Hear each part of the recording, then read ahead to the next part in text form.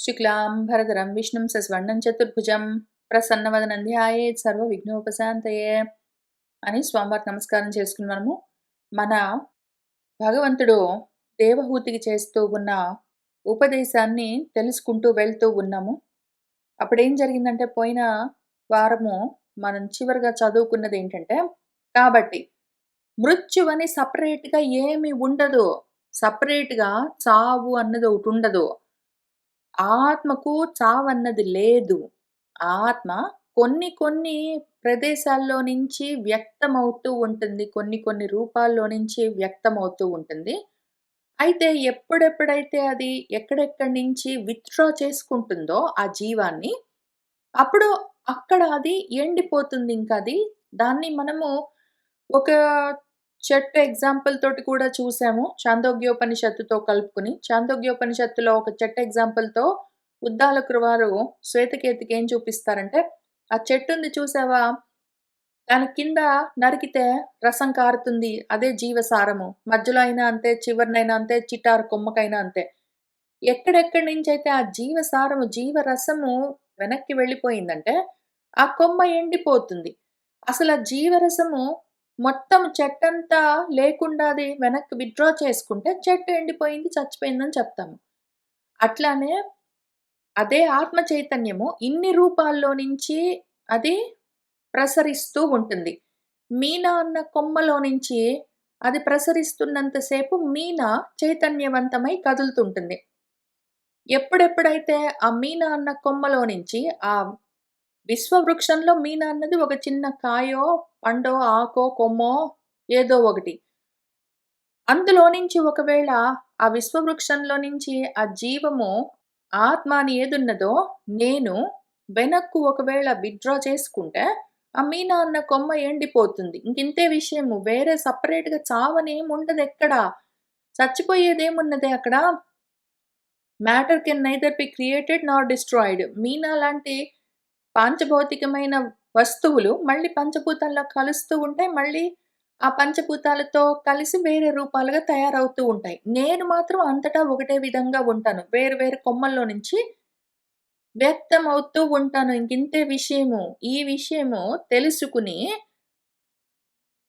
ఆ బుద్ధితో, జ్ఞానంతో, వైరాగ్యంతో, జ్ఞాన వైరాగ్యాలతో కూడిన వాడై, ఆ యోగంతో, సమ్యక్ దర్శనంతో, యథార్థ దర్శనం చేసి, ఆత్మ యొక్క యథార్థ దర్శనం కలిగిన వాడై, ఎవరైతే ఉంటాడో ఆ యోగి, ఈ కళేవరం కూడా ఆ మాయ వల్లే విరచితమైన ఒక కొమ్మ, ఆ మాయతో మాయగా కల్పించబడ్డ ఈ బ్రహ్మాండమన్న విశ్వవృక్షంలో ఈ రూపాలన్నీ కొమ్మలు మంచిది అనుకోని ఆ కళేవరాన్ని, ఆ కొమ్మన దాన్ని ఆ మాయకే వదిలిపెట్టి ఆ లోకంలో దాన్నే ఏమైనా జేసుకోమని చెప్పి వీడు దాన్ని పట్టించుకోకుండా ఉంటాడు. అట్లా ఉండవలసి ఉన్నది. ఇందులో త్రాసమేమున్నది? అంత సమ్యక్ త్రాసం అంత భయపడవలసిందేముందక్కడ? చావనగానే. లేనే లేని విషయం గురించి. ఆ దైన్యమేమి ఆ ధైర్యంగా ఉండొద్దు. నువ్వు ధీరుడివై ఉండొద్దు. తెలివితేటలతో ఆ దీనత్వం, కృపణత్వం, ఏడుపులు అమ్మో! చచ్చిపోతాను. వాడు చచ్చిపోయాడు, వీడు చచ్చిపోయాడు, నేను చచ్చిపోయానని. ఆ భ్రమ ఏమి? ఆ సంభ్రమము? ఈ భ్రమ ఉండరాదు. బ్రహ్మం కావాలంటే భ్రమ ఉండరాదు. ధైర్యం ఉండాలి అంటే దైన్యం ఉండరాదు. ఈ సంత్రాసం వదిలిపెట్టు. అది నకార్యః.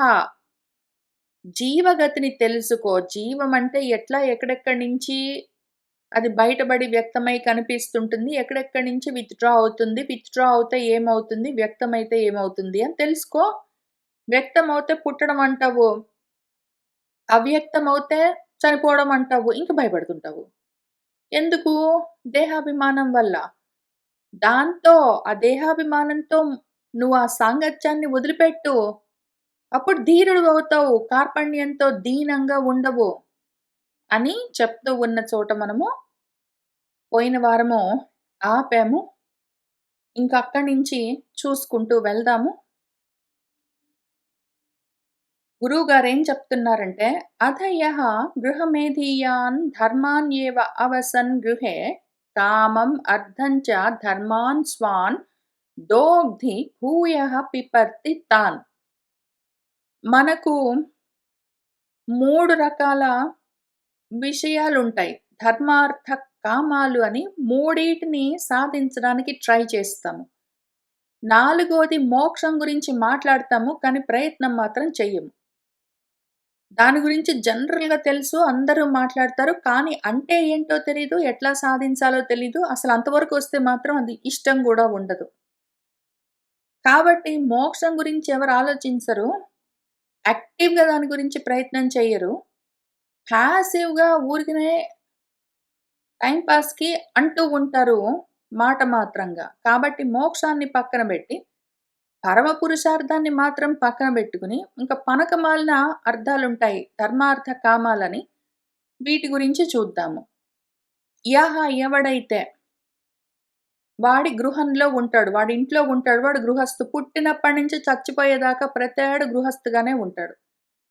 నిజంగా సన్యాసం, వానప్రస్థం తీసుకున్నవాడు, బ్రహ్మచర్యం చేస్తున్న వాళ్ళు చాలా తక్కువుంటారు. గృహస్థాశ్రమంలో ఉంటూ కూడా బ్రహ్మచర్య, వానప్రస్థ సన్యాసాన్ని చెయ్యొచ్చు. ప్రశాంతంగా చేసుకుంటూ వెళ్ళొచ్చు. కర్దముడు అట్లా చేసి చూపించాడు. కానీ చాలామంది ధర్మార్థ కామాల వరకే చూసే వాళ్ళకి అది ఉండదు ఎట్లైనా. అటువంటి వాడు వాడింట్లో ఉంటాడు. గృహమేధియాన్ గృహస్థ ధర్మాలన్నీ ఉంటాయనుకుంటాడు వాడు. గృహస్థ ధర్మాలన్నిటిని ఆచరిస్తూ వాడు ఆ ఇంట్లో నివసిస్తూ ఉంటాడు. వాడేం చేస్తాడు? స్వాన్ ధర్మాన్ ధర్మార్థ కామాల్లో మళ్ళీ ధర్మం కోసము అర్థము, కామము అని ఆలోచించడు. ఇది ఇంట్రెస్టింగ్ విషయం. చాలా ఇంట్రెస్టింగ్ విషయము.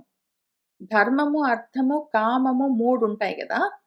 అందులో ధర్మాన్ని ముందు పెట్టుకొని, ధర్మం కోసమే కామం ఉండాలి. నేనేదైనా కోరుకుంటే, ధర్మం కోసమే ప్రయత్నం చేయాలి. నా కోరికలన్నీ దాని గురించే ఉండాలి. నా అర్థాలు అంటే నా ప్రయోజనాలు, నేను సాధించవలసిన విషయాలు కూడా ధర్మం గురించే ఉండాలి. అట్లా చేయడము ఒక రకంగా ఉంటుంది. కానీ చాలామంది గృహస్థాశ్రమంలో ఉన్నవాళ్ళు గృహస్థులు ధర్మాన్ని వాళ్ళ అర్థకామాలకు వాడుకుంటారు. అర్థకామాలను ధర్మం కోసం చెయ్యరు. ధర్మాన్నే తీసుకెళ్ళి వాళ్ళ అర్థాన్ని, కామాన్ని సంపాదించుకోవడానికి ప్రయత్నం చేసుకుంటారు.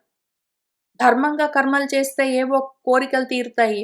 ధర్మంగా కర్మలు చేస్తే ఏవో ప్రయోజనాలు కలుగుతాయని ధర్మాలను అర్థకామాలకు వాడే ప్రజలుంటారు. వాళ్ళు స్వాన్ ధర్మాన్ వాళ్ళ స్వధర్మాలను ఏం జేస్తారు? అర్థకామాల కోసము పిండుతుంటారు. ధర్మాలలో నుంచి అర్థకామాలను పిండుతుంటారు వాళ్ళు. ఎంత అన్యాయంగా బ్రతుకుతుంటారంటే, ఎంత దురదృష్టపూరితంగా ఉంటుంది వాళ్ళ బ్రతుకంటే, చాలా దౌర్భాగ్యులు. వాళ్ళు ధర్మాన్ని పిండి ఏం జేస్తారు? కామాన్ని, అర్థాన్ని పొందుతూ ఉంటారు. ఆ ఫలాలు కావాలని. ధర్మాల వల్ల కామాలు తీరాలి, అర్థాలు కలగాలి, ఏదో ప్రయోజనాలు కలగాలి, కోరికలు తీరాలనుకుంటూ ఏవో ఫలితాల కోసం ప్రయత్నాలు చేస్తూ ఉంటారు. దాంతో ఏమవుతుంది? మళ్ళీ వాటినే నింపుకుంటూ ఉంటారు.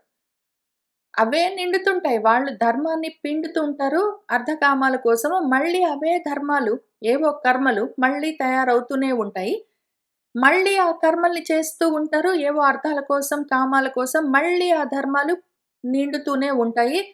ఇంకివే పొందుతూ ఉంటారు. వాళ్ళది సైక్లికల్‌గా నడుస్తూ ఉంటుంది. ఈ సైకిల్ అసలు ఎప్పటికీ కట్ అవ్వదు. అధయః గృహమేధీయాన్ ధర్మాన్ ఏవ అవసన్ గృహే కామం అర్థం చ ధర్మాన్ స్వాన్ దోగ్ధి భూయః పిపర్తి తాన్. సహ చాపి భగవత్ ధర్మాత్ కామమూఢః పరాంముఖః యజతే క్రతుభిః దేవాన్ పితॄంశ్చ శ్రద్ధయాన్వితః. వాడెట్లా ఉంటాడంటే కామమూఢః ఈ కామాల మీద మళ్ళీ అందులో కూడా మళ్ళీ విచిత్రం ఏంటంటే ధర్మాలని వాడు ఎంత పిండుతాడంటే అందులో నుంచి వాడి కోరికలు, వాడి ప్రయోజనాలు ఇంకా కారుతుండాలది. ఆ ధర్మాలు వాడు చేసే కర్మలన్నీ ఏదో కామధేనువులాగా వాడి కోరికల్ని పరంలో, కలిగిస్తుండాలి. అవి కూడా మళ్ళీ ధర్మార్థ కామాల్లో మూడిట్లలో ధర్మం ఎట్లైనా ఈ కామార్థాలకి హెల్ప్ చేయాలి. అది ముఖ్యం గాదు. వీటికి సపోర్ట్ సిస్టమ్. కాక మళ్ళీ కామము, అర్థము ఈ రెండిట్లలో కామం ముఖ్యం మళ్ళీ. కోరికల కోసమే అర్థాలన్నీ ప్రయోజనాలుగా ఉండాలి. కాబట్టి ముఖ్యంగా కామం పైకొచ్చుంటుంది. అర్థము, ధర్మము ఆ కామం కోసం సపోర్ట్ చేయాలి. ఆ రకంగా ఉంటాడు వాడు కామ మూఢుడు. వాడేం జేస్తాడంటే భగవద్ధర్మాత్ పరాంముఖః భగవద్ధర్మాలకు, ఆత్మ ధర్మాలకు విముఖుడై ఉంటాడు వాడు. ఆత్మ ధర్మాల నుంచి వేరుపడి ఉంటాడు. అనాత్మ ధర్మాలు పట్టుకొని అవే నా స్వధర్మాలనుకుంటూ చేసుకుంటూ ఉంటాడు. మూర్ఖుడు వాడు. కామాత్ముడు వాడు. అర్థపరుడు. ధర్మాలన్నీ మాట్లాడుతూ ఉంటాడు. నేను గొప్ప ధర్మంగా కర్మలు చేస్తున్నానని చెప్తాడు. వాడు కామం కోసం చేస్తాడు వాడు. కామాత్ముడు వాడు. అర్థపరుడు వాడు. ప్రయోజనాల కోసమే చేస్తాడు. ఊరికే చెయ్యడు. వాడేం చేస్తాడంటే ఆ మూర్ఖుడు కామాల చేత మోహంలో ఉన్నవాడు భగవద్ధర్మాలు, ఆత్మధర్మాలను పక్కన పెట్టేస్తాడు పూర్తిగానే. భగవద్ధర్మమేమి మోక్ష ధర్మము, ఆత్మధర్మము దానికి విముఖుడు వాడు. వాడికి నచ్చదు. వాడికి ఇంట్రెస్ట్ కూడా ఉండదు. వాడింక పొద్దస్తమానం పరమ శ్రద్ధతోటి పితॄన్, దేవాన్, క్రతుభిః అన్వితః యజతే ఎంతో శ్రద్ధ కలిగిన వాడై దేవతలను, పితృదేవతలను అదే పనిగా పూజిస్తూ ఉంటాడు. ఎందుకు? భగవద్ధర్మాన్ని పట్టుకుంటే, ఆత్మధర్మాన్ని పట్టుకుంటే వచ్చేదేంటి? ఏమీ లేదక్కడ. అన్నీ వదిలిపెట్టు, అన్నీ వదిలిపెట్టు, అన్నీ వదిలిపెట్టు అని జెప్తారు. ఏం ఉపయోగము? ఓహో! బానే ఉందక్కడ. అన్నీ వదిలిపెడితే మనకొచ్చేదేంటో.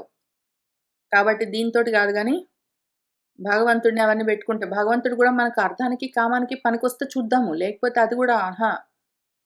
దీని బదులు దేవతలని, పితృదేవతలను బెట్టుకుంటే మనము ఇంక మనకి పుత్ర పౌత్రులు అభివృద్ధి కలగాలి. ఏదో ధనధాన్యాలు గావాలి ఏంటో సకల కామ్య ఫలసిద్ధి గావాలి. అది గావాలి, ఇది గావాలని అవన్నీ వస్తాయని ఆశపడి వాటి కోసము వీళ్ళను పూజిస్తూ ఉంటారు వాళ్ళు. సహ చాపి భగవద్ధర్మాత్ కామమూఢః పరాంముఖః యజతే క్రతుభిః దేవాన్ పితॄంశ్చ శ్రద్ధయాన్వితః తత్శ్రద్ధయా ఆక్రాంతమతిః పితృదేవవ్రతః పుమాన్ గత్వా చాంద్రమసం లోకం సోమపాః పునః ఏష్యతి. ఇంకిక్కడి నుంచి చెప్తూ ఉన్నది ఎవరి కోసమో మళ్ళీ ఒకసారి గుర్తు చేస్తాను. ఇవన్నీ ఉన్నాయి, కావాలి అనుకునే వాళ్ళ కోసము చెప్తూ ఉన్నాను. మళ్ళీ ఒక ఎగ్జాంపుల్‌తో సహా గుర్తు చేస్తాను. మీరెక్కడున్నారో మీరు చూసుకోండి. అప్పుడు ఈ శ్లోకాలు మీకేనో కాదో తెలుస్తాయి. ఒక బండరాయి ఉన్నదనుకోండి ఎదురుగా కొంచెం దూరంలో. అయితే మీరు దాన్ని బండరాయిగా చూడొచ్చు, చెట్టు అనుకోవచ్చు, మనిషి అనుకోవచ్చు, ఇంకేమైనా అనుకోవచ్చు. మీరనుకున్నట్టు అదక్కడ కనిపిస్తూ ఉంటుంది. అదట్లా ఉన్నది, లేనిది వేరే విషయము. మీ బుద్ధి మీకెట్లా చెప్తుంటుందో దాన్ని బట్టి మీరట్లా చూస్తుంటారు దాన్ని. మీరు దాన్నెట్లా చూస్తున్నారో మీకదట్లా కనిపిస్తుంటుంది. మీ ఆలోకనాన్ని అంటే మీరు ఆలోకనం చేయడాన్ని, మీరు చూడ్డాన్ని బట్టి ఆ లోకాలన్నీ కనిపిస్తుంటాయి. ఇది పురుషతంత్రము లేదా బుద్ధితంత్రం అని జెప్తారు. కానీ అటు నుంచి చూస్తే వస్తుతంత్రతః ఆ బండరాయి వైపు నుంచి చూస్తే అదెప్పుడు బండరాయిలానే ఉంటుంది. నువ్వు దాన్ని బండరాయి అనుకో, చెట్టు అనుకో, మనిషి అనుకో, ఏమైనా అనుకో. అది బండరాయిలాగానే ఉంటుంది. అది నువ్వు అనుకున్నంత మాత్రాన అదేం మారదు. కాబట్టి ఇప్పుడు అర్థం జేసుకోవాల్సిందేంటి? పితృలోకాలున్నాయి, దేవలోకాలున్నాయి, గంధర్వలోకాలున్నాయి, చాంద్ర మార్గంలో వెళ్తావు, సూర్య మార్గంలో వెళ్తావు, పైకెళ్తావు, కిందికెళ్తావు, అడ్డంగా వెళ్తావు, నిలువుగా వెళ్తావు, గుండ్రంగా తిరుగుతావని ఇవన్నీ చెప్తున్నవన్నీ ఈ లోకాలన్నీ ఎవరెవరైతే ఉన్నాయి, ఉన్నాయి, ఉన్నాయని ఆలోకనం చేస్తున్నారో వాళ్ళ కోసం చెప్తున్నారు. ఇదంతా బుద్ధితంత్రము, పురుషతంత్రము. ఉన్నదంతా ఒక్కటే అని చెప్తే సరే అర్థమైందనుకున్న వాళ్ళు మన శృతులేం చెప్తాయి? అవి అపౌరుషేయాలు. పురుషతంత్రంతో సంబంధం లేని విషయాలు. అవి వస్తుతంత్రము. అసలు ఆత్మ యొక్క యథార్థ స్థితిని చెప్తాయి. అవి ఎట్లా ఉన్నదో అట్లా చెప్తాయి. అయితే ఇట్లా చూసే వాళ్ళకు కూడా ముందు చిత్తశుద్ధి కలిగించడం కోసము ఇవన్నీ చెప్తూ ఉంటున్నది. వీటిని పట్టుకొని కూర్చోరాదో! మందమధ్యాధికారులకు చెప్తున్నాను. ఇవి చెప్తారు. ఇవి చెప్పి, చెప్పి, చెప్పి, చెప్పి ఇవి గూడా పనికిమాలినవి. ఇందులో గూడా పుణ్యాంశం ఏమైందంటే మళ్ళీ మర్త్యలోకంలోకొచ్చి పడతారు. ఆ బ్రహ్మ భువనాత్ లోకాః పునరావర్తినః అర్జున అని చెప్పే లోకాలే. ఇవన్నీ పట్టుకొని కూర్చోకండి. వీటి వల్ల ఉపయోగం లేదు. వీటిని గూడా దాటి మీరు పురుషతంత్రంగా, బుద్ధితంత్రంగా గాదు, వస్తుతంత్రంగా చూడండి అని నేర్పించడము ప్రధాన ఉద్దేశంగా చెప్తున్నారు. ఇక్కడ చెప్తున్న లోకాలన్నీ నిజంగా ఉన్నాయి. నాకవన్నీ కావాలి అని మీరనుకుంటే మీకివే వస్తూ ఉంటాయి. మీ ఇష్టము. కానీ ఆ జాగ్రత్త చెప్పాల్సిన బాధ్యత నాకుంది గాబట్టి డిస్క్లైమర్ చెప్పి మరీ ఈ పద్యాలు చెప్తున్నాను. ఈ లోకాలన్నీ నిజంగా ఉన్నాయంటే మీకు ఉంటాయి. ఎందుకంటే మీరు కావాలని అనుకుంటున్నారు కాబట్టి మీకుంటాయవి. సరే. ఇప్పుడేం జరిగిందంటే మనవాడు ఏవో కోరికలున్నాయి. ఏవో దేవతల్ని, ఏవో పితృదేవతల్ని ఏంటో పూజలు చేస్తే నాకేంటో కోరికలు తీరుతాయి. ఇవి ఈ ప్రయోజనాలన్నీ నెరవేరుతాయి. ఇది నా స్వధర్మము అనుకుంటూ వాడు నా పిల్లలు బాగుండాలని కోరుకోవడం నా స్వధర్మం అంటాడు. వాళ్ళు బాగుండడం కోసము ఏవో పూజలు చేస్తానంటాడు.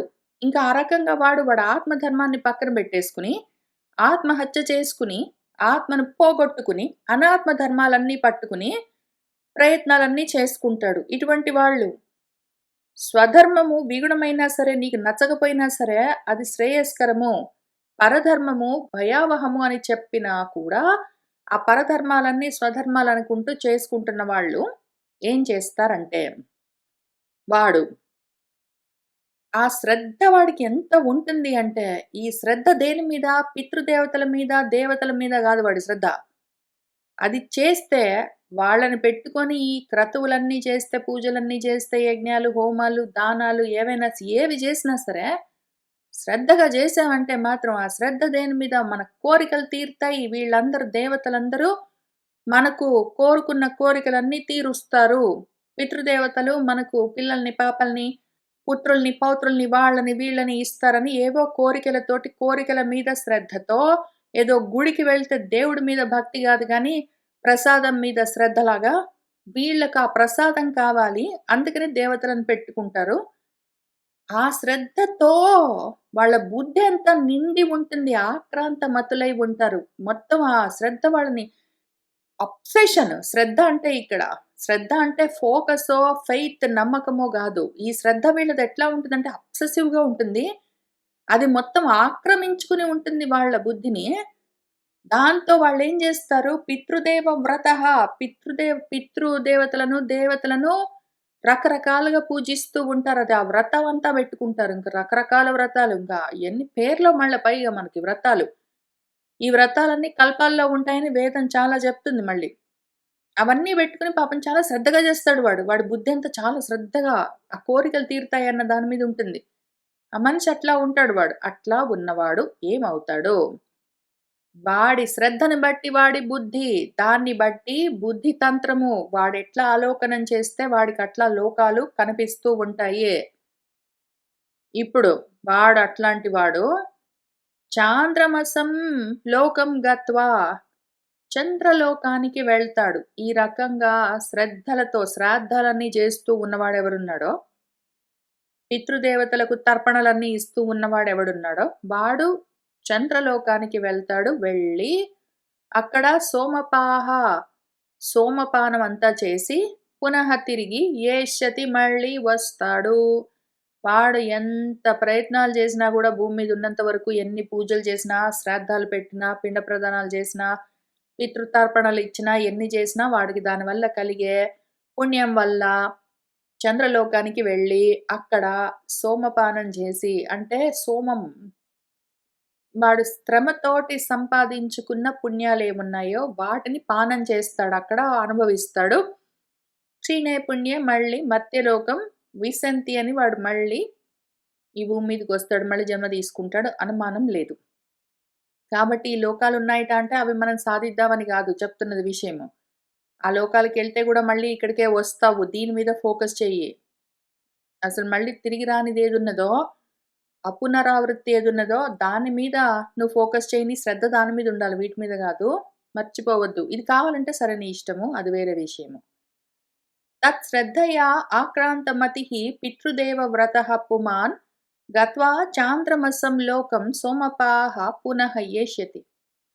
యదా చ అహీంద్రశయ్యాయాం సేతే అనంతాసనః హరిః తదా లోకాః లయం యాంతి తే ఏతే గృహమేధినాం.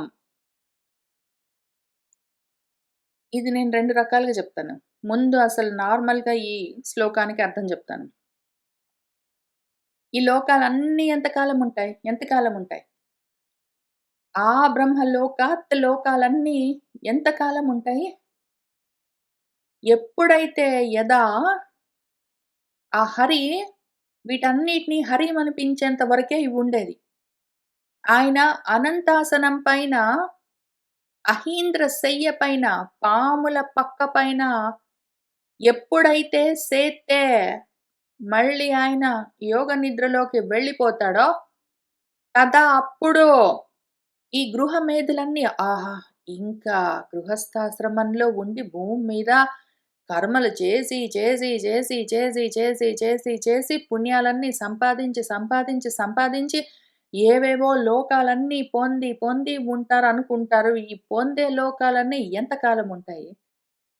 మన హరి ఇంక చాల్లే ఖేల్‌ఖతం దుకాన్ బంద్ అని ఆయన ఎళ్ళి అనంతాసనం మీద పాముల పక్క పైన పడుకుంటే, ఇవన్నీ మొత్తం వీడి లోకాలన్నీ వీడు సంపాదించుకున్న లోకాలన్నీ వాడి లోకాలు మొత్తం అన్నీ కలిసి పోయి అన్నీ అక్కడే ఆయనలోనే లయం యాంతి లయమైపోతాయి. ఏమైపోయాయిరా? నువ్వేమయ్యావు? నీ లోకాలేమయ్యాయి?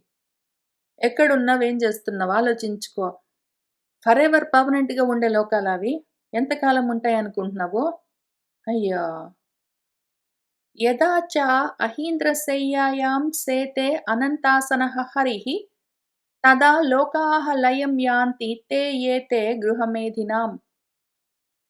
ఏ స్వధర్మాన్ న దుహ్యంతి ధీరాః కామార్థహేతవే నిస్సంగాః న్యస్తకర్మాణః ప్రశాంతాః శుద్ధచేతసః నివృత్తిధర్మ నిరతాః నిర్మమాః నిరహంకృతాః స్వధర్మాఖ్యేన సత్వేన పరిశుద్ధేన చేతసా సూర్యద్వారేణ తే యాంతి పురుషం విశ్వతోముఖం పరావరేశం ప్రకృతిం అస్య ఉత్పత్తి అంతభావనం. సరే వీళ్ళు పితృదేవతలను పూజించిన వాళ్ళు చంద్రలోకం దాకా వెళ్ళగలరు. అక్కడ సోమపానాలంటే వాళ్ళ పుణ్యం క్షయమయ్యేదాకా ఉంటారు. అక్కడ అనుభవిస్తారు. ఆ తర్వాత మళ్ళీ తిరిగొస్తారు. తర్వాత 2 జరగొచ్చు. 2 జరగొచ్చు. ఇప్పుడు నేను చేసిన పుణ్యాలకి ఏదో చంద్రలోకం దాకా వెళ్ళాననుకోండి. ఒక్కటి సినారియో 1 నేను చేసుకున్న పుణ్యాలన్నీ క్షయమైపోతే మళ్ళీ నేను అప్పుడే ఈ భూమి మీదకొస్తాను. సినారియో 2 సెకండ్ సినారియోలో నాకింకా పుణ్యాలు గిణ్యాలన్నీ ఉన్నాయి గానీ, అనుభవించడానికి అక్కడ కాలం లేదు. ఈయనింక చాల్లే అనుకున్నారు.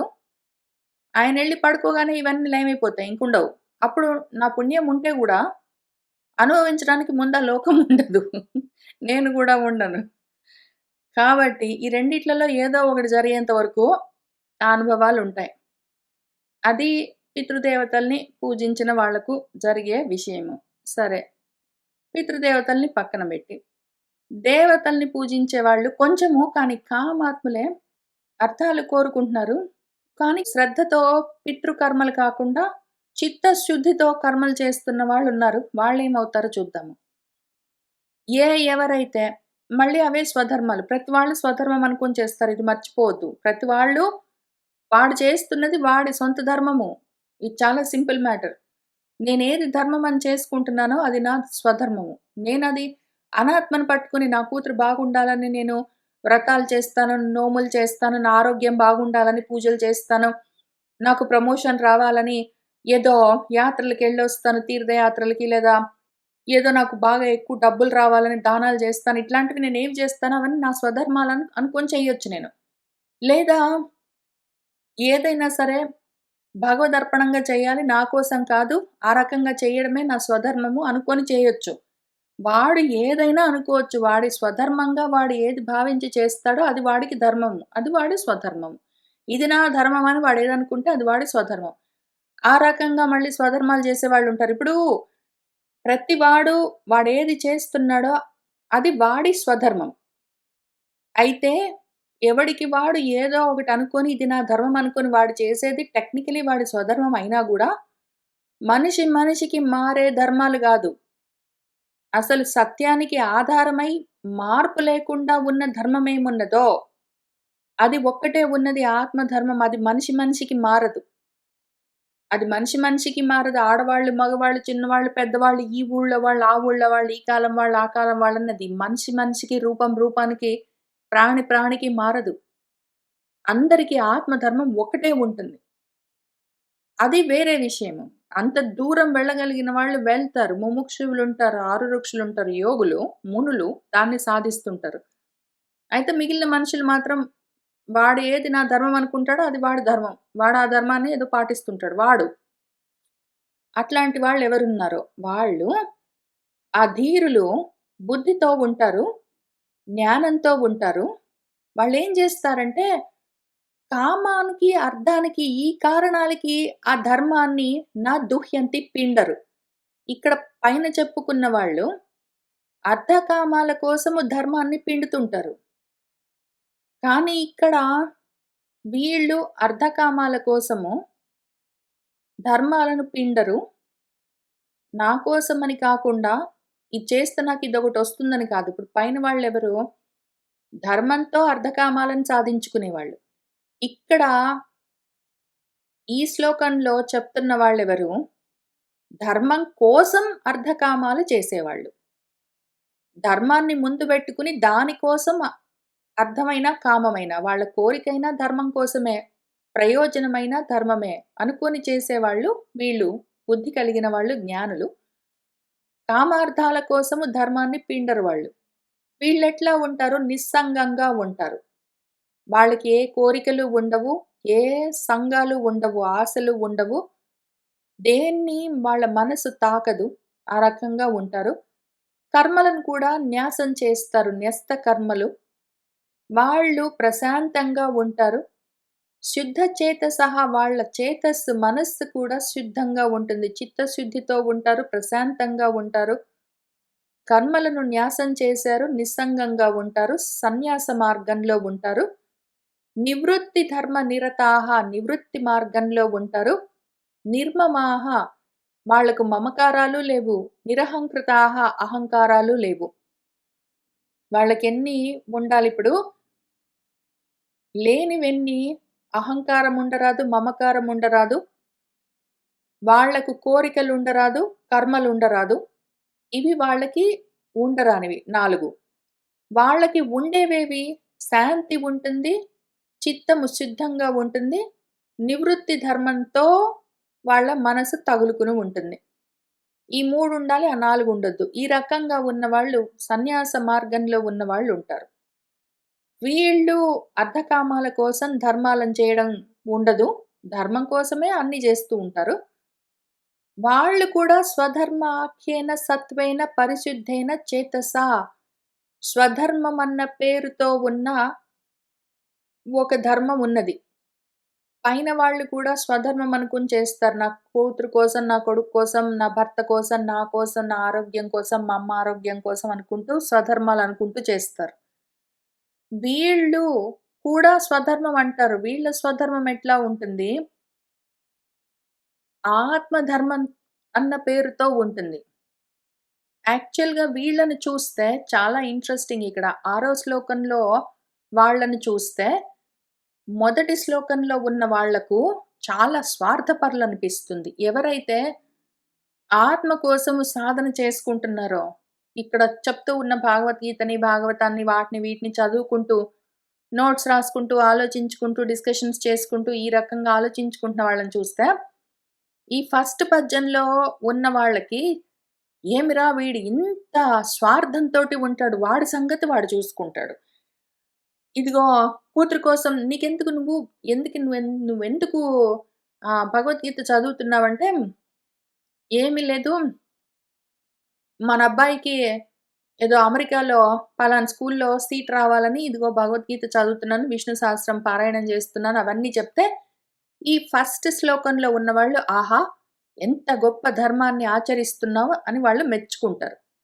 అదే ఒకవేళ వీళ్ళు స్వధర్మం కోసము ఎందుకు నువ్వు విష్ణు సహస్రం చదువుతున్నావంటే, ఆత్మ గురించి తెలుసుకోవడానికి అని చెప్పారనుకోండి. అదిగో మన అబ్బాయికి అమెరికాలో సీట్ కోసం అని కాకుండా ఆత్మ గురించి తెలుసుకోవడం కోసం నేను చదువుకుంటున్నాను అంటే, నీకెంత స్వార్థము.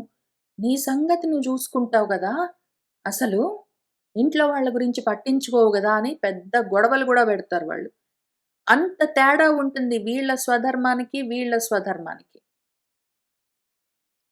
వీళ్ళకి ఈ 6 శ్లోకంలో ఉన్న వాళ్ళకి వీళ్ళని చూస్తే ఎంత స్వార్థపూరితంగా ఉన్నారు గదా! అనర్థాలన్నిటిని పట్టుకుని ఉన్నారే స్వార్థాలనుకుంటూ అనాత్మలతో కూడి ఉన్నారే అని వీళ్ళకి అనిపిస్తూ ఉంటుంది. వాళ్ళ స్వధర్మానికి, వీళ్ళ స్వధర్మము అపోజిట్‌గా ఉంటుంది.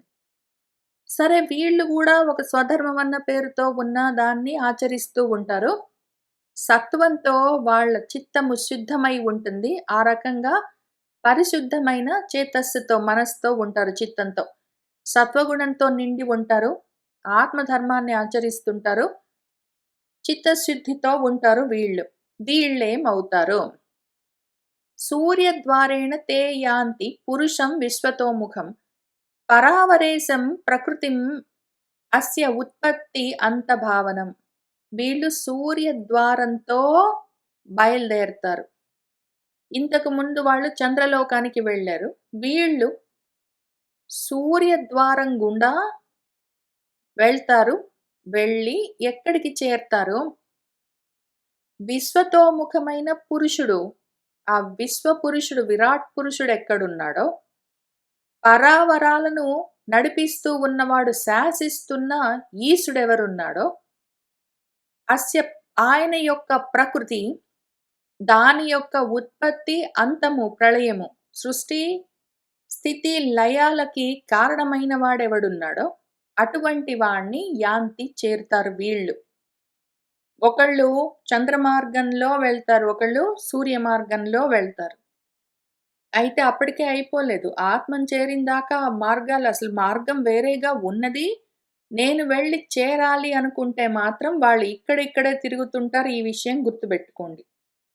వీళ్ళు ఎంత దూరం వెళ్ళినా విశ్వంలోనే ఉంటారు. వీళ్ళు ఇంత గొప్పగా సన్యాసం పాటిస్తూ అర్థకామాల కోసం కాదు, స్వధర్మం కోసమని ధర్మాచరణలు చేస్తూ నిస్సంగంగా, నైష్కర్మ్యంతో, ప్రశాంతంగా, చిత్తశుద్ధితో, నివృత్తి మార్గంలో మమకార, అహంకారాలు లేకుండా వాళ్ళు ఎంత ప్రయత్నం చేసినా కూడా ఈ లోకాలు ఉన్నాయనుకుంటే మాత్రం వాళ్ళవే లోకాలు పొందుతారు.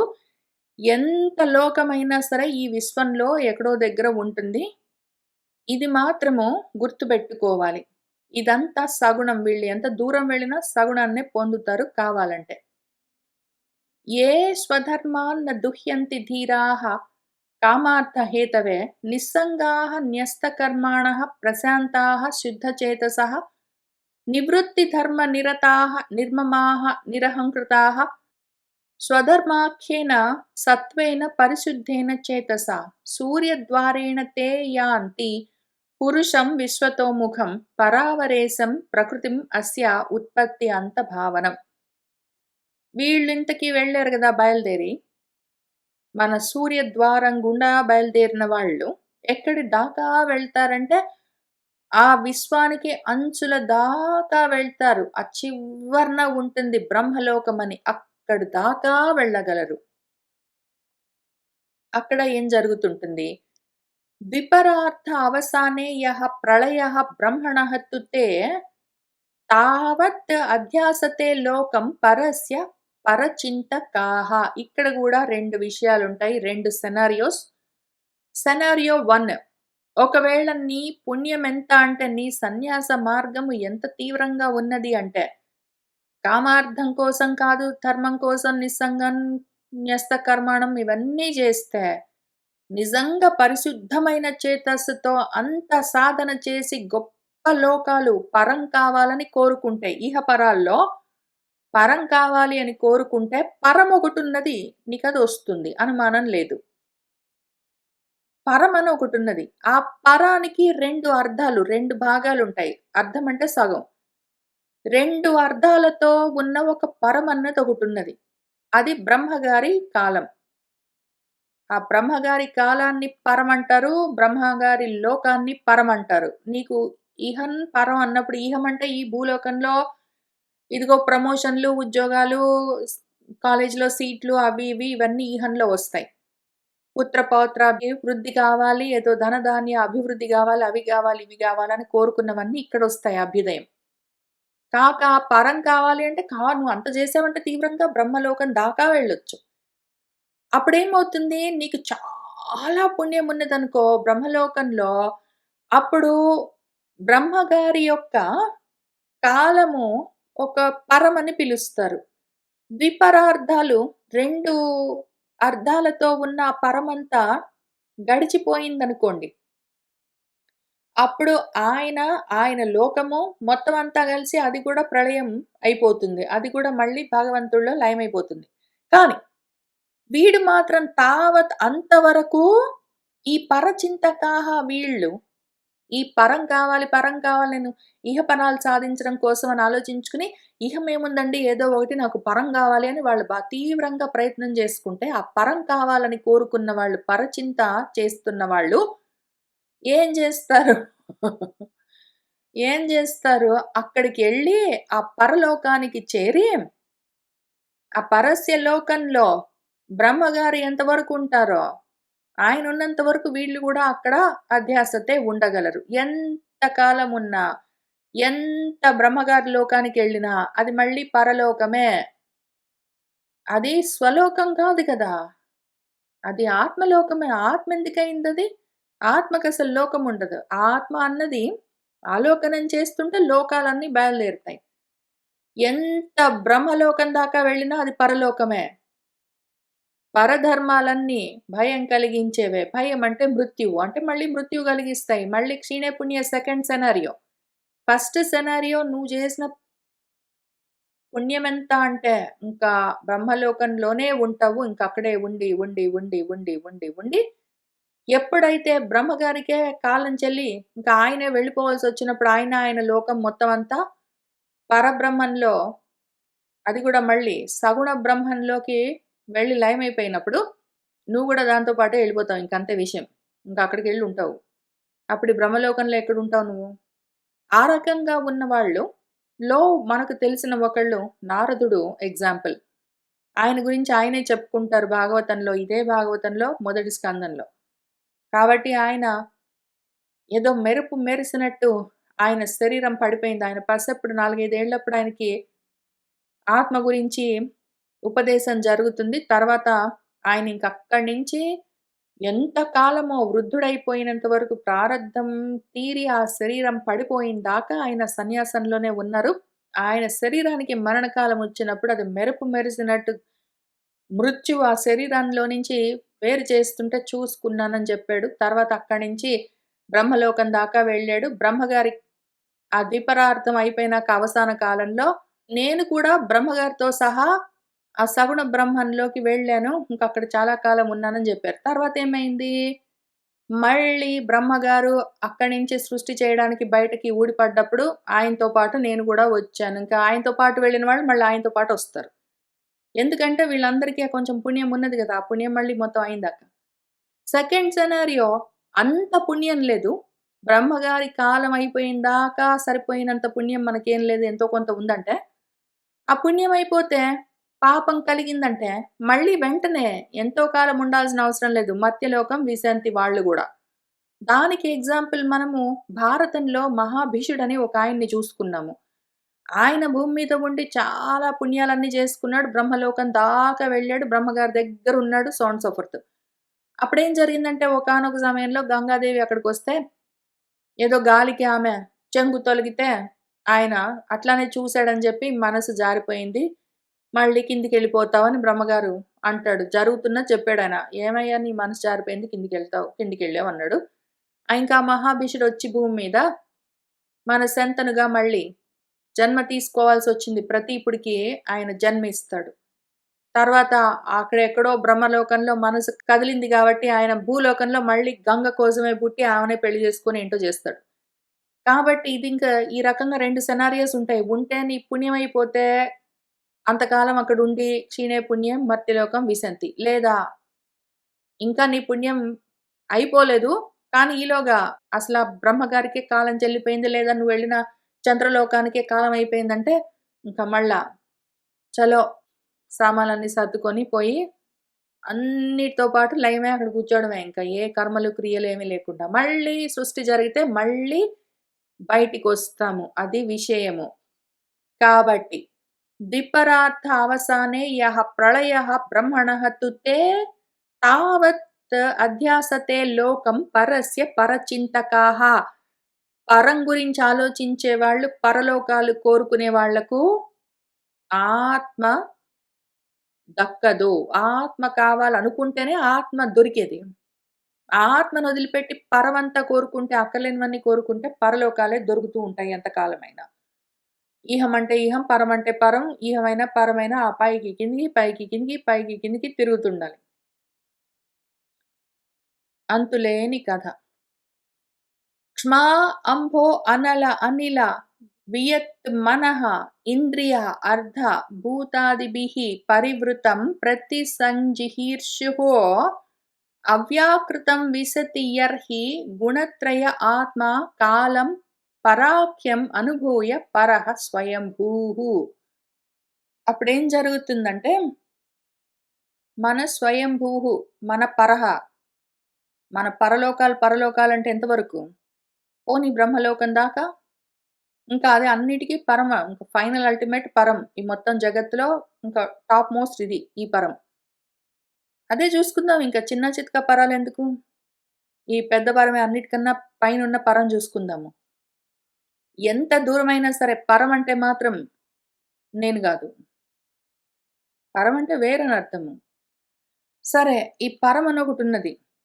అందులో ఆ పరుడు ఉన్నాడు. మన బ్రహ్మదేవుడు స్వయంభూ. ఈయనకు పరమన్న పేరున్న కాలముంటుంది. ఆయన పేరు పరము. ఆయన ఉండే ఊరు, ఆయన బ్రహ్మలోకం పరము. మనం ఇహపరాలనుకుంటున్న దాంట్లో పరమది. ఆయనకున్న కాలం గూడా పరము. ఇంకది అల్టిమేట్. బ్రహ్మగారికున్న కాలము అందరికన్నా ఈ విశ్వంలో, బ్రహ్మాండంలో అందరికన్నా ఎక్కువ కాలం ఆయన ఒక్కడికే ఉంటుంది మరి. ఆ పరమన్న ఆఖ్యమున్న ఆ కాలంలో, ఆ పరమన్న పేరున్న లోకంలో, ఆ పరమన్న పేరున్న ఆ బ్రహ్మదేవుడు గొప్పగా అనుభవిస్తూ ఉంటాడు. వీళ్ళు కూడా పుణ్యాలు చేసుకున్న వాళ్ళు అక్కడికే ఎళ్తారు. ఒకానొక సమయంలో ఎప్పుడైతే మన స్వయంభువు, మన బ్రహ్మదేవుడు ఇంక చాల్లే అనుకుంటాడు. ఇదంతా ప్రతి సంజిహీర్షుః. జిహీర్ష అంటే హర్తుమిచ్చ. వీటన్నిటిని ఇంకా ఉపసంహారం చెయ్యాలి అన్న కోరిక కలిగితే ఆయనింక చాలు ఈ సృష్టి, కాలమైపోయింది ఇంక చాలని అనుకున్నప్పుడు క్ష్మా భూమి, అంబస్ నీళ్ళు, అనలము అగ్ని, అనిలము గాలి, వియత్ ఆకాశము, మనః ఇంద్రియాలు, ఇంద్రియ అర్థాలు, శబ్దము మొదలైనవి, భూతాది వాటి వెనకాల ఉన్న సూక్ష్మ పంచభూతాలు, వీటన్నిటితో తయారైన పరివృతమైన ఈ బ్రహ్మాండము. బ్రహ్మాండం ఎట్లా తయారవుతుంది? ముందు మహత్తుగా వ్యాపిస్తూ ఉంటే అందులో భూతాది వస్తుంది. సూక్ష్మ పంచభూతాలతో పంచభూతాలన్నిటికీ ఆదిగా ఒకటి బయలుదేరుతుంది. ఆ సూక్ష్మ పంచభూతాల నుంచి అర్థాలు శబ్దము, రూపము, రసము, గంధము, స్పర్శ వస్తాయి. ఇప్పుడు ఈ తన్మాత్రలొస్తే వీటిని పట్టుకోవడానికి ఇంద్రియాలొస్తాయి. ఆ ఇంద్రియాల వెనకాల మనసుంటుంది.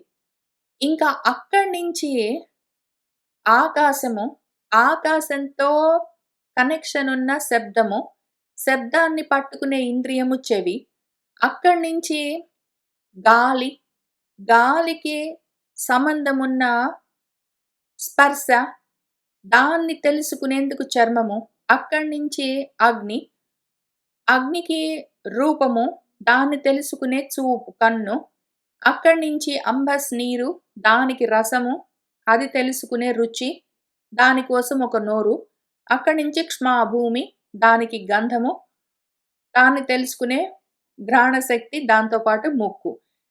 ఇప్పుడు ఈ రకంగా భూతాది నుంచి భూమి వరకు వస్తాయి. ఇప్పుడు ఈయనేం చేస్తాడు, భూమి నుంచి భూతాది దాకా ఒక దాంట్లో ఒకటి లయం చేసుకుంటూ పోతాడు. భూతాది నుంచి తన్మాత్రలు, తన్మాత్రల నుంచి ఇంద్రియాలు, ఇంద్రియాల నుంచి మనసు, మనసు నుంచి ఆకాశం నుంచి, గాలి నుంచి నిప్పు, నీరు, భూమి గదా!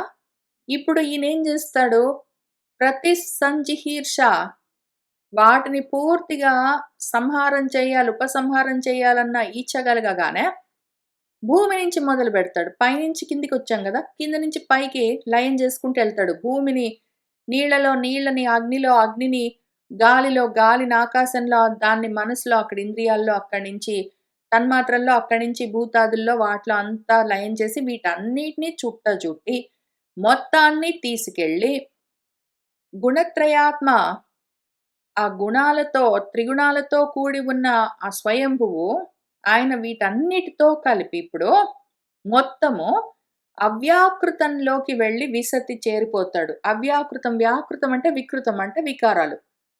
అవ్యాకృతం అంటే అవికారము. వికారాలేమీ లేని, ఏ మార్పులు లేని, కానీ మళ్ళీ సగుణ బ్రహ్మలోకి వెళ్ళి ఆయన చేరిపోతాడు. అంతదాకా మనకు చాలా అంత గొప్ప పుణ్యం ఉన్నదంటే, అంతవరకు ఉండి ఆయనతో పాటే మనం గూడా వెళ్ళిపోతాం అందులోకి.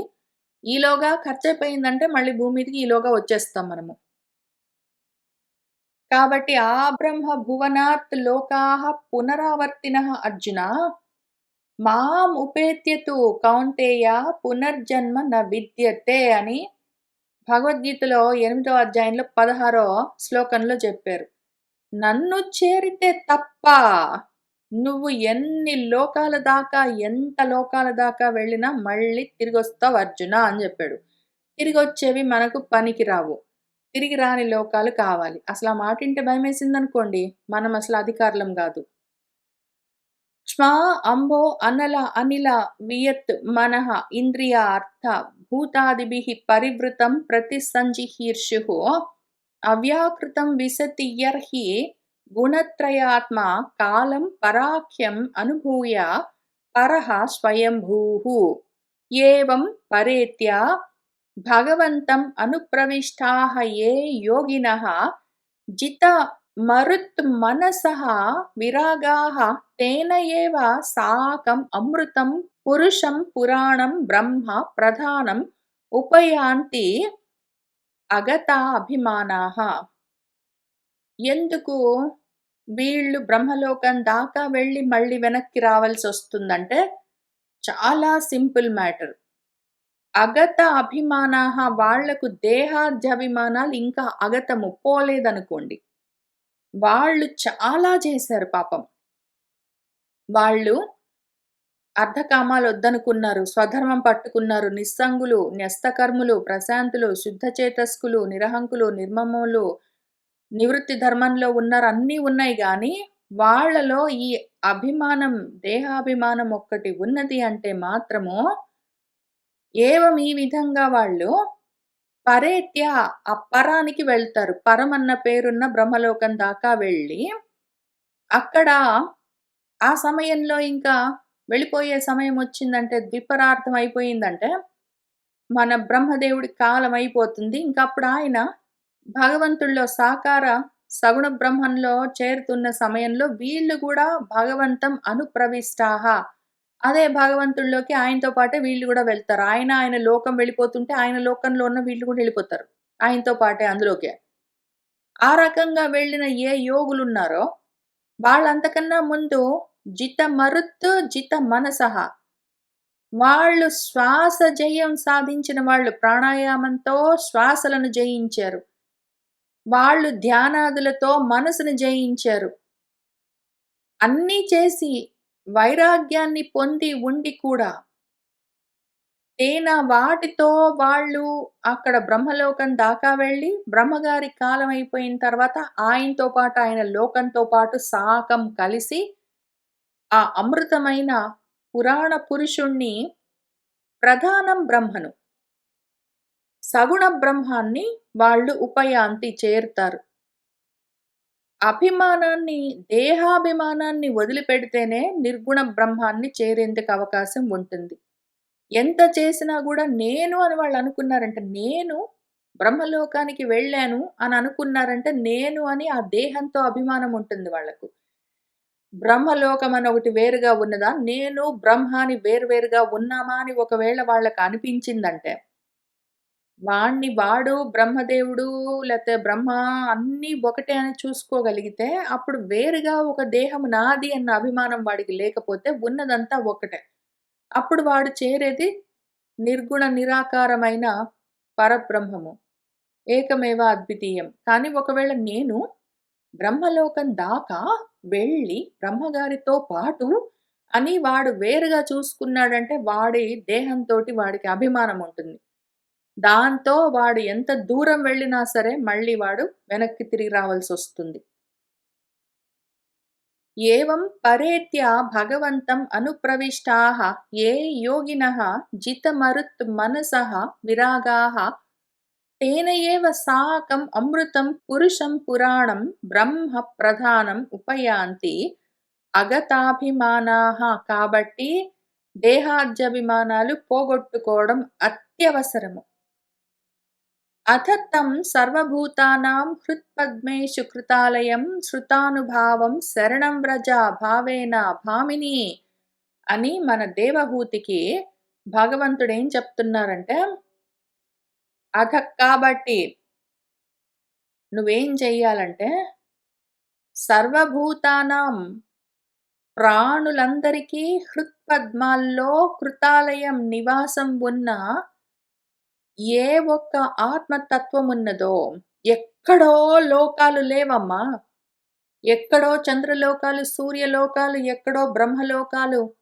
ఆ బ్రహ్మలోకాల వరకు మొత్తం ప్రళయమొస్తే అన్నీ వెళ్ళి ఇంకెక్కడో వెళ్ళి ఉండడము, మళ్ళక్కడి నుంచి ఎక్కడికో రావడము, అందులోకి నేను వెళ్ళడము, నేను వీళ్ళతో పాటు వెళ్ళిపోవడము, మళ్ళీ వాళ్ళతో పాటు బయటికి రావడము, ఇంత హడావిడి లేదమ్మా. ఉన్నదంతా ఎక్కడో లేదు.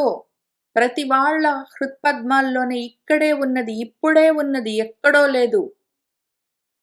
ఎవరిలో వారిలోనే వాళ్ళ ఆత్మ ఉన్నది, అదే వాళ్ళు అయి ఉన్నది. అది శృతానుభావం. ఈ విషయం ఎట్లా తెలుస్తుంది అంటే శృతులు చెప్తాయి, వేదాలు చెప్తాయి. అవి చెప్పిన విధంగా దాన్ని తెలుసుకోవలసి ఉంటుంది. కాబట్టి వేదవేద్యమైన వేదాల వల్ల తెలియబడే ఏ పదార్థం ఆత్మ పదార్థం ఉన్నదో, ఎందుకు వేదాల వల్ల తెలియబడేది?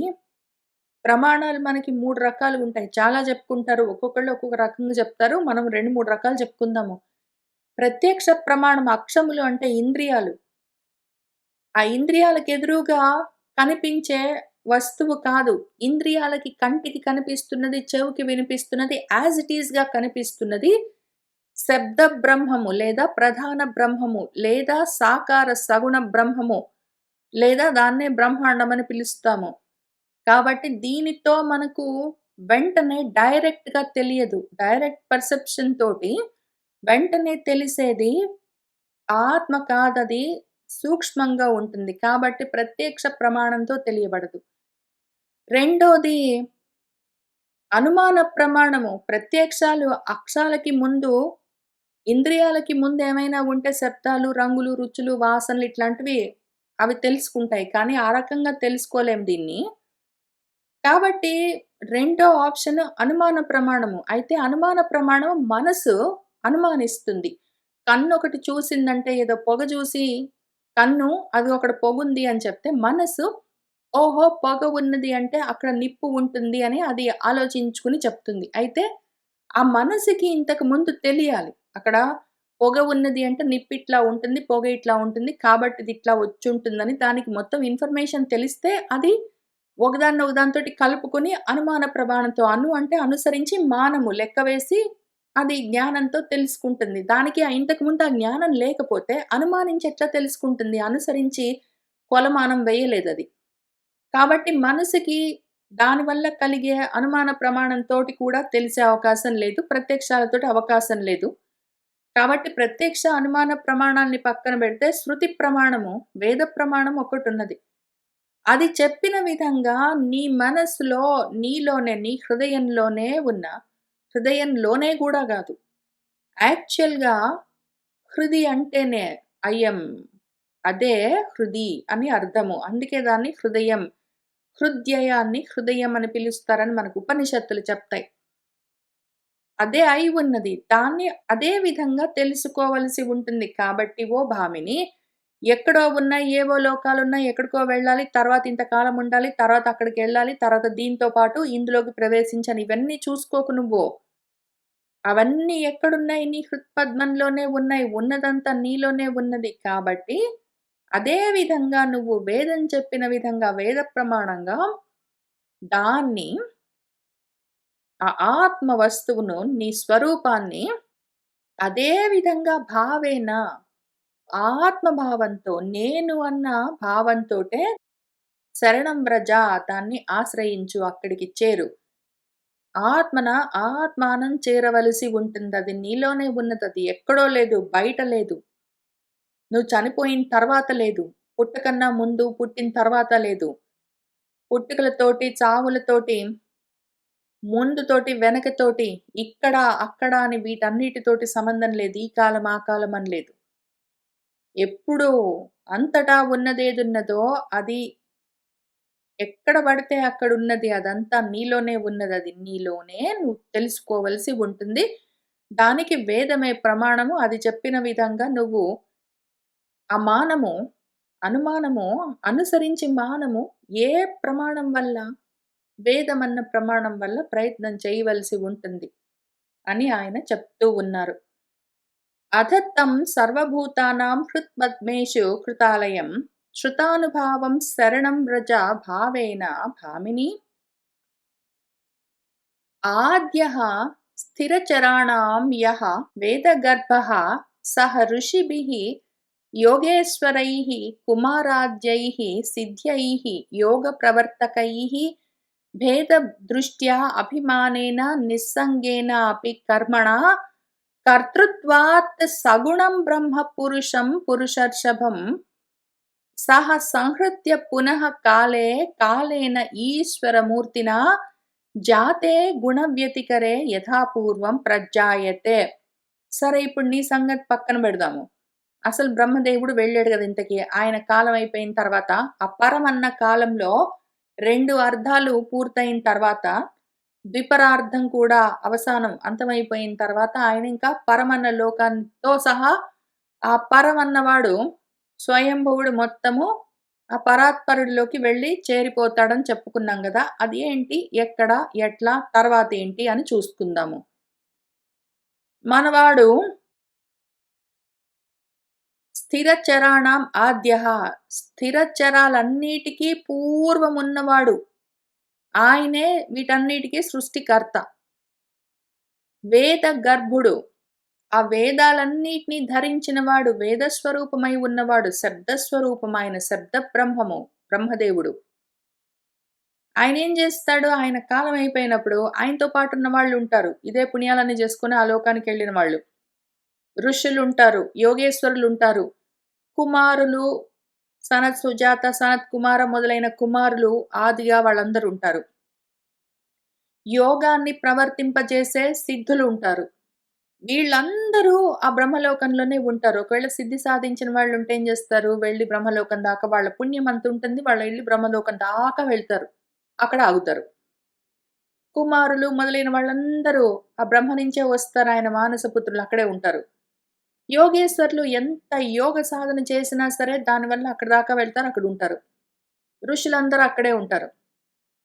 ఇప్పుడు వీళ్ళందరితో కలిసి మనవాడు నిస్సంగేన కర్మణ అపి, కర్మలు చేస్తే పాపము నిస్సంగంగానే చేస్తాడు. ఏ ప్రతిఫల ఆపేక్ష లేకుండానే బ్రహ్మాండాన్నంతా రచిస్తూ ఉంటాడు మనవాడు. కానీ భేద దృష్టి అభిమానం ఉంటుంది ఆయనకి. ఆయనకి నేను వేరుగా ఉన్నాను. పరబ్రహ్మం వేరు. నాకాయన జనకుడు. అయ్యో! నాకిదంతా ఎట్లా జేయాలో తెలియదు. కాబట్టి నువ్వు కొంచెం చూపిస్తావా అని ధ్యానం చేస్తే అది కనిపిస్తే అని ఇంకవన్నీ చెప్పుకుంటొస్తాడాయన. ఎంత సేపటికి అది నేనే అన్న ఉద్దేశము బ్రహ్మాత్మ భావన ఆయనకి కలగదు. భేద దృష్టితోటే ఉంటాడు. అభేదంగా, అభిన్నంగా, అనన్యంగా ఆయనకి చూడడానికి రాదు. అదే అభిమానం ఉంటుంది. నేను బ్రహ్మదేవుడిని, నేనిదంతా సృష్టి చెయ్యాలి అని రజోగుణంతోటి, అభిమానంతోటుంటాడు. నేను చేస్తున్నానన్న కర్తృత్వంతోటి ఉంటాడు.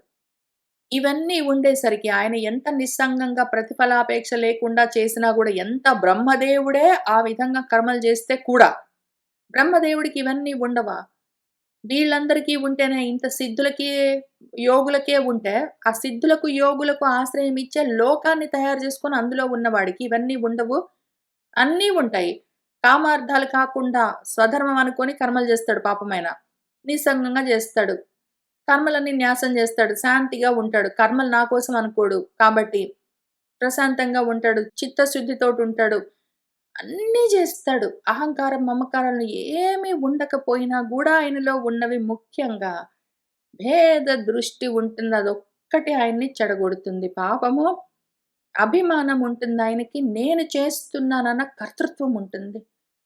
దానితో మనవాడు ఆ పురుష ఋషభుడు, ఈ పురుష ఋషభుడైన సగుణ బ్రహ్మను, ఆ పురుషుణ్ణి చేరుతాడు.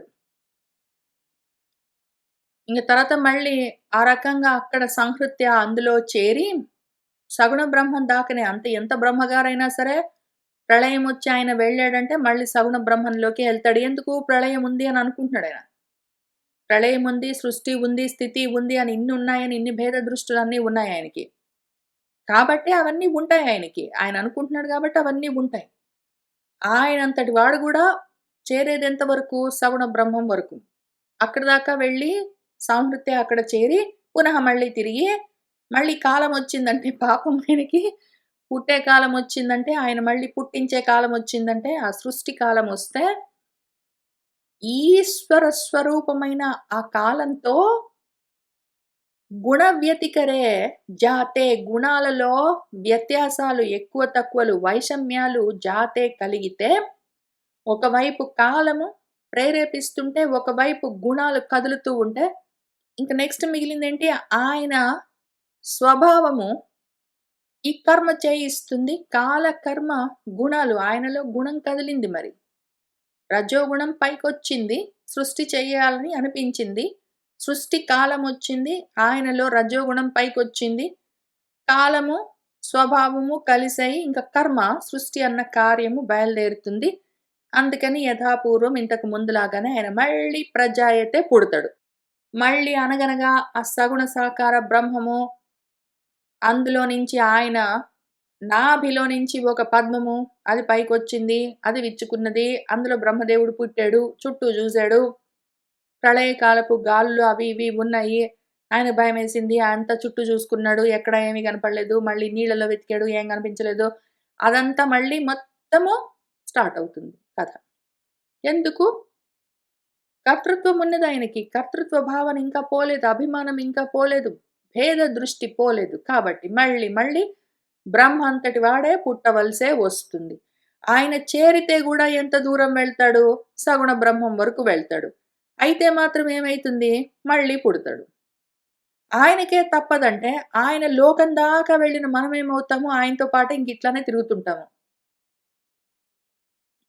ఆద్యః స్థిరచరాణాం యః వేదగర్భః సహర్షిభిః సహ ఋషిభిः యోగేశ్వరైः కుమారాద్యైः సిద్ధైः యోగప్రవర్తకైः భేదదృష్ట్యా అభిమానేన నిస్సంగేన అపి కర్మణా కర్తృత్వాత్ సగుణం బ్రహ్మ పురుషం పురుషర్షభం సహ సంసృత్య పునః కాలే కాలేన ఈశ్వరమూర్తినా జాతే గుణవ్యతికరే యథాపూర్వం ప్రజాయతే. ఇంక ఈయనే అట్లా మళ్ళీ వచ్చి పుట్టేసరికి ఏమైతుంది? ఆయనతో పాటు ఆయన ప్రళయ కాలానికి మనకు ప్రళయం వచ్చినట్టు మనం గూడా ఆయనతో పాటు ఎళ్ళిపోయాం గదా! ఆ సగుణ బ్రహ్మంలోకి. మళ్ళా ఆయనకు పుట్టే కాలం వస్తే మనం పుట్టాల్సొస్తుంది మధ్యలో. కాబట్టి ఐశ్వర్యం పారమేష్ట్యం చ తే అపి ధర్మ వినిర్మితం నిషేవ్య పునః ఆయాంతి గుణవ్యతికరే సతి. ఒకటి, ఆయనలో గుణాలు కదిలేయంటే ఆయన పుడతాడు. మనము ఎంత దూరమైనా వెళ్ళొచ్చు. మనం బ్రహ్మలోకం దాకా వెళ్ళి ఆయన దగ్గరే కూర్చొని ఉన్నా గూడా, మనకింకా పుణ్యాలు బాగా ఉంటే ఉన్నాయి. మనలో ఎప్పుడైతే గుణ వ్యతికరే సతి, మనలో మళ్ళీ గుణం కదిలిందంటే, మనం ఇందాక చెప్పుకున్నట్టు మహాభీషుడు పాపము బ్రహ్మలోకం దాకా వెళ్ళి బ్రహ్మగారితో పాటు ఋషులతో, మునులతో, యోగులతో, సిద్ధులతో, వాళ్ళతో, వీళ్ళతో అంతా అక్కడుండి బ్రహ్మలోకంలో వేదాల గురించి డిస్కస్ చేసుకుంటూ అవన్నీ చేస్తున్న టైంలో, గంగాదేవి అక్కడికొచ్చేసరికి ఆయనలో గుణం కదిలింది. మనసు చెదిరింది. మళ్ళీ ఏమైంది? పునః ఆయాంతి, మళ్ళీ కిందికొచ్చేసాడు. ఆయన అట్లాంటి వాళ్ళు ధర్మం వల్ల వాళ్ళు ఏవో ధర్మాలనుకుని కర్మలు చేస్తారు. స్వధర్మాలనుకుని అర్ధకామాలు పక్కన పెట్టి ఆ ధీరులందరూ, జ్ఞానులందరూ స్వధర్మాలనుకుంటూ చేస్తూ ఉంటారు. ఆ ధర్మం వల్ల వాళ్ళకి ఆ ధర్మము చేత నిర్మించబడ్డ ఏవో ఐశ్వర్యాలు, పుణ్యాలన్నీ ఉంటాయి. ఆ పుణ్యాల వల్ల పారమేష్ట్యమైన అంటే పరమేష్టి యొక్క ఐశ్వర్యం వరకు కూడా వాళ్ళు అక్కడ దాకా వెళ్ళి నిషేవ్య సేవించి వాటన్నిటిని అనుభవిస్తారు. మనసు కదిలిందంటే మళ్ళీ పునః ఆయాంతి క్షీణే పుణ్యే మర్త్యలోకం విశంతి. ఆయన్ని బ్రహ్మదేవుణ్ణి పరమేష్టి అని ఎందుకు పిలుస్తారు? పరం, ఆయన లోకం పేరు పరం. అక్కడ స్థః అని ఉంటాడు. ఆయన స్థితి అది.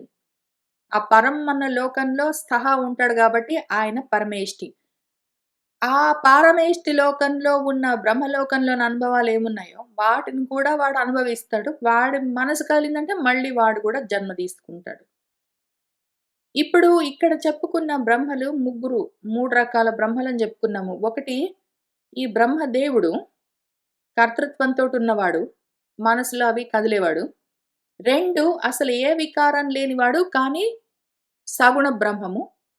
3, అసలింకా గుణాలు లేవు, ఏవి లేవు, నిర్గుణమైన పరబ్రహ్మము. మనకు నిర్గుణమైన పరబ్రహ్మం కావాలంటే మధ్యలో సగుణ బ్రహ్మంతోటి, ఆ సగుణ బ్రహ్మాన్ని ఇచ్చే ఈ శబ్ద బ్రహ్మంతోటి సరిపోదు. అయితే ఇవి కూడా కావాలి. ఇక్కడి నుంచి అక్కడికి వెళ్ళొచ్చు. ఇది క్రమముక్తి, ఇదొక ఆప్షన్ ఉంది. డైరెక్ట్‌గా వెళ్ళేందుకు. డైరెక్ట్‌గా వీటన్నిటిని బైపాస్ చేసి శబ్ద బ్రహ్మాన్ని, వేదాలని, శృతులని వీటన్నిటిని పక్కన పెట్టి అసలు ఈ ప్రమాణాలతోటి సంబంధం లేకుండా ఆత్మ ప్రమాణంతోటే ఆత్మని తెలుసుకోగలిగితే అది అక్కడికి అయిపోతుంది విషయం.